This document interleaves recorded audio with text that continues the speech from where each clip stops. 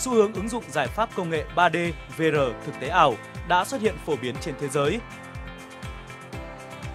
Tại Việt Nam, vài năm trở lại đây, xu hướng này cũng đang nhận được sự quan tâm của cộng đồng, đặc biệt là trong lĩnh vực công nghệ và thiết kế, hai lĩnh vực luôn đón đầu những sáng tạo mới của cuộc sống hiện đại. House 3D, nền tảng thiết kế và thương mại điện tử trên 3D VR trong lĩnh vực nội thất và nhà ở đầu tiên ở Việt Nam với nhiều tính năng vượt trội, giúp giảm 90% thời gian thiết kế, kết nối trực tiếp với nguồn cung sản phẩm và nguyên vật liệu, phụ kiện, hỗ trợ xuất báo giá và phương án thi công chính xác.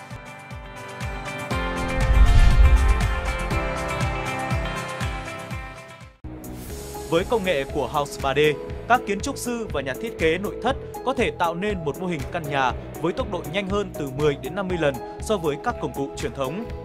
Cụ thể, để thiết kế và lắp ghép ngôi nhà của mình trên nền tảng House 3D, phần mềm cho phép render ra phiên bản sát với thực tế nhất trong 5 phút với một máy tính cấu hình bình thường thay vì 5 tiếng đồng hồ với máy tính cấu hình khủng theo công nghệ cũ. Điều này có được là nhờ công nghệ Cloud Rendering. Theo đó, hình ảnh bên trong ngôi nhà sẽ được hệ thống xuất ra trong thời gian ngắn và người dùng có thể trải nghiệm ngay với kính thực tế ảo. Với những kiến trúc sư và nhà thiết kế nội thất, tốc độ render là khó khăn, nhức nhối nhất bởi thời gian để ra được bản thiết kế cho khách hàng càng kéo dài thì càng tốn nhiều chi phí.